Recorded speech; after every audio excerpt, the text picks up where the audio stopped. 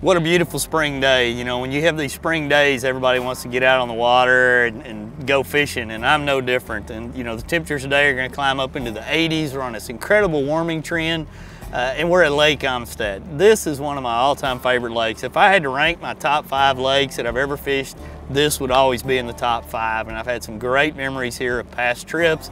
But the lake kind of has gone through an ebb and flow. You look back into the late 90s, into the early 2000s, into about 2010, this was arguably one of the best bass fishing lakes in the nation. Then for whatever reason, it took a nosedive. Fishing got tough over here, but it is rumored to be really back and on the upswing. And we've got a lot of history over here. We've got a lot of old waypoints that we're gonna go look at. Basically, we're gonna get out and enjoy a great spring day on what's still arguably one of the best bass fishing lakes you're ever gonna go wet a line on.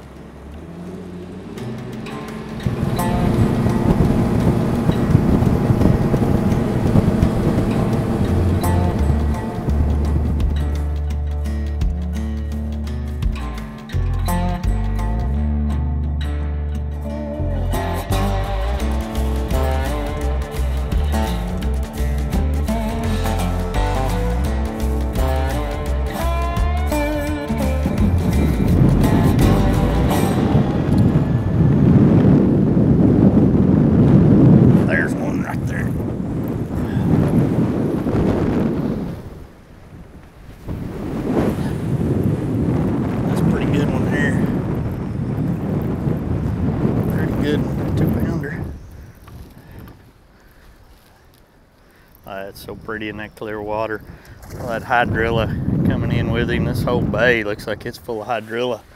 That's awesome to see.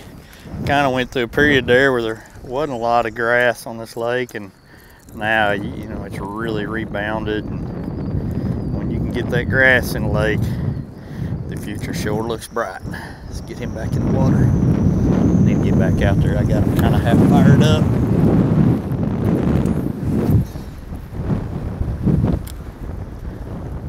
Two of them bit it on that cast right there. One of them slapped at it.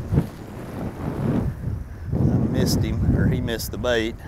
And then that one there got it pretty quick. The wind is really blowing down this canyon. You know, this is such a clear water lake. I love it when you get a little wind on it like that, when you're fishing a moving bait like we're doing right here. I think it makes a big difference how they'll bite. We're literally just kind of drifting along this windy bank. There's hydrilla all the way down it, and I'm just cranking the edges of it. I want to be in that bay. I feel like that's where I need to catch those big ones. There's so much floating grass inside that bay. In the middle of it, I just can't fish it effectively. So I've moved kind of inside this point, and there's almost like an inside grass line with what appears to be some little drop-offs. And I'm catching some little bank runners right now. I'll have to figure out how to get out there and find a drain that's got bigger ones staging in it, because the way the temperatures are right now, 56 and climbing. I mean, in probably the warmest day of the spring, it's gorgeous. There's fish moving up. You know, Amistad always warms up late in comparison. A lot of people think because we're on the Mexico border on this lake that the water temperatures are going to soar real fast, but the elevation, and if you really look at it, you draw a line across the United States, this lake's fairly high up, you know, as far as geographically when you're looking at it, and it takes it a while to warm up. We might have no good one here.